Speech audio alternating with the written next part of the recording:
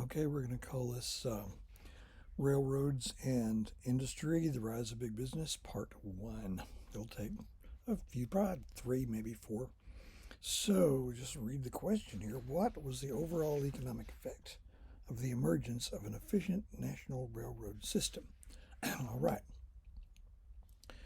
Um, as the 1800s wound down, increasingly we had what could actually be called a system with virtually every place of significance connected by rail. The rail traffic was smooth, fast, efficient, and just as prior to the Civil War, it had driven freight costs down by something like 95% from horse drawn freight wagons. They'd do it again. By the 1890s, freight rates are incomparably lower than they were at the end of the Civil War. So basically, this makes marketing areas bigger. Bottom line here, an efficient national railroad system turned the entire United States into a single marketing area. If you're in business, your marketing area is the geographical area within which you market your product or your service. Okay? The older pattern had been basically that the real economy was waterborne. You have the seacoasts, the Great Lakes, the internal river system. The economy flowed around and up and down all of that. The further you were from water transportation, the more out of it you are. Now, water transportation remains the cheapest, but it's relatively slow and you can't build a new river. You're just stuck with where those are. So, I like to describe this in terms of 4 phases. Now, this is not clear and distinct like a standard shift car shifting gears. Um, they're general or broad based, but I think it works. Phase 1 would be prior to the railroads, okay, where you have very large numbers of small local competitors competing with each other in small local markets. Let's say there's a medium sized town and you're in business in this town. You make and market widgets. What is a widget? Well, a widget is an object or device of indeterminate function and description.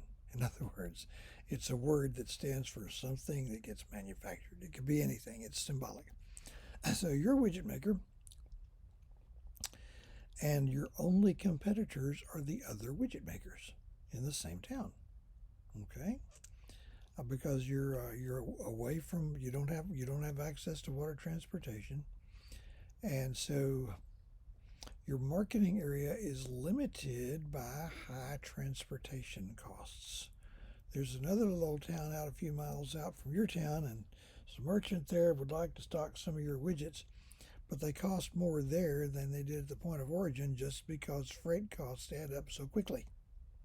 So somewhere out there, it's not on the map, but it's real nonetheless, there's going to be the outer limit of your marketing area. That comes, you arrive at that when shipping costs alone price you off the market.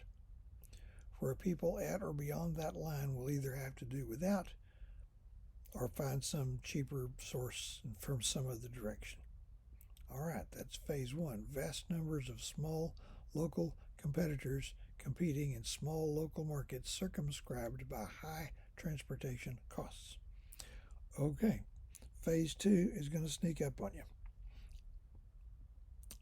Let's say the initial effect of railroads. You're now part of the railroad system. The trains are running. It's still fairly new, and you're really excited about this. Wow, this is great. Until you realize that your business is slowing down. Customers you thought were your friends are not showing up anymore. What's up with this? So you do a little bit of investigating, and you find that there are merchants who are stocking packaged branded widgets that came from a long way off, manufactured by some other widget maker who smelled the coffee before you did, invested in a big efficient widget factory, and they can make widgets and ship them 200 miles and put them on the shelves of merchants in your town for cheaper than you can make one. Okay, so phase two is it's chaotically dynamic. It's when increasingly uh, the large number of competitors are now not just competing in the local markets, they're competing in rapidly expanding markets, bigger and bigger all the time. So two things are happening once. At once, the number of remaining competitors is shrinking because the strong survive and the weak are weeded out. Meanwhile, the smaller number of competitors are getting larger and larger. So you have fewer and fewer competitors, and they're bigger and bigger because businesses can and will expand to fit the size of their marketing area. So this is basically the key, if anything, is bigger markets yield bigger businesses. Okay, so that's phase two. Phase three happens when the field has pretty well been weeded out, and the only competitors still standing up are large national size competitors duking it out in a national size market. And they're basically themselves too big to be taken down, but there you are. That's phase three. Now, do you suppose there's a phase four? Yes. One thing about competition works to produce winners or a winner. All right? Like right now, there are 32 hopeful NFL teams about to go into battle. But when it's as if anybody cared anymore because they've injected politics into what was supposed to be a politics free zone, I had to get that off my chest. But when all is said and done, if anybody's still watching, there will only be one survivor. Well, um, let's get to phase four this way. Do business people really like competition as much as they say they do? They got to sound good, but I'm not confident that they do. Okay, they would all prefer to be able to set prices that maximize their profits, and competition keeps you from doing that. Okay, you have to compete in price, you have to compete in quality, innovation, all of that. So you'd rather not have to spend any money on research and development or advertising or anything like that. You'd rather not. But that only happens if there are no competitors to put the brakes on prices. So phase four happens when the remaining few national sized competitors realize they could make a lot more money if they just became one gigantic monopolistic corporation than they would acting against each other. So phase four, and by the way, for 130 years now, we've had federal laws aimed at preventing this from happening. Phase four comes along when uh, the competitors unite some way or other. They combine to have monopolistic control of the market. Now, it's generally not in the public's interest to permit this to happen. So that's why we have laws against it. So the effect of the railroad system is to make marketing areas much, much larger because since rail shipping costs keep dropping and dropping and dropping, um, it erases this boundary on your marketing area. Okay, you could if you can get in the game big enough, quick enough, you can ship your products hundreds of miles, maybe even thousands of miles, into far distant places that would have been completely beyond your reach before. That also means somebody else can do that to you. So the smaller, weaker, less aggressive competitors are weeded out, and the survivors get bigger and bigger. Do you see what I said here? So the effect of a national railroad system is to make marketing areas bigger and bigger and bigger till the entire country is a marketing area. And if you have, town-sized competitors in a town-sized market, eventually yields to national-sized competitors in a national market. Of course, some things have happened since the 19th century. What we have now are global markets, literally global markets, with business concerns that are simply too large to be regulated effectively by any one government. And that's true. Some see that as a case for world government, Please don't drink that Kool-Aid. That would be a hellhole. Okay. Um, so global markets, that gives us some benefits. All right, you could walk out of Best Buy with consumer electronics products, which just oceans of money went into the research and development. And if they only sold in any one country, including us, you wouldn't be able to afford that stuff. But they can spread their research and development costs over an entire global market, and it comes out to be just a little bit for each one. Does that make any sense? I hope it does. Okay.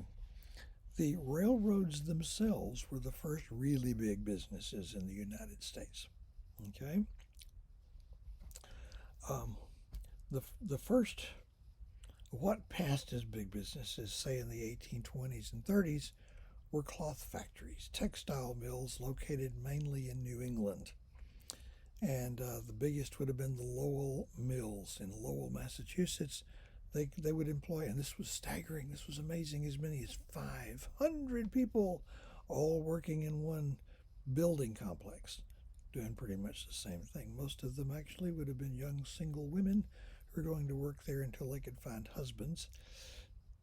Good luck with that, and then move out to become housekeepers. Okay, um, that's really pretty simple. But by the 1850s, the Lowell mills would have been dwarfed by things like the New York Central Railroad or the Pennsylvania Railroad. I think the Pennsylvania Railroad was the largest corporation in the United States. It had hundreds, if not thousands, of miles of track, stations everywhere. They're carrying passengers, they're carrying different kinds of freight, they're going off in all directions, and just figuring out if you're making any money or not posed totally unprecedented problems of management and accounting. Nothing like that had ever existed before. So they're having to make it up as they go along. They can't just go down to Barnes and Noble and find a yellow book that says large scale management and accounting techniques for dummies. They figure it out as they go. They did. The techniques that the railroad companies worked out were, before the century was over, had been put to work in a wide range of businesses of unprecedented size. Now, the railroads offer a dimension of complexity that pretty much not anything else had. So they were the first really big businesses, and they had to deal with the same problems of competition that they were imposing on everyone else. Because by say the 1870s and 80s, the system's overbuilt. All right, investors were eager to put their money into railroad startups, even though they weren't particularly profitable because there's too many. Okay, how can there be too many? Well, too many happens when there's not enough business to keep them all afloat. So I'm going to see what I can do in a minute and a half here. Um, the most heavily overserved corridor ran across New Jersey between New York City and Philadelphia. Okay, there were 12, maybe 14 different railroad companies all competing for the same traffic in the same corridor. That's going to be tough. Out around the country, I'll tell you what, I'm going to cut this off and come back when I got a little more time and have to describe something that I would have been drawing on the board for in a regular face to face class. So I'll be back in a minute.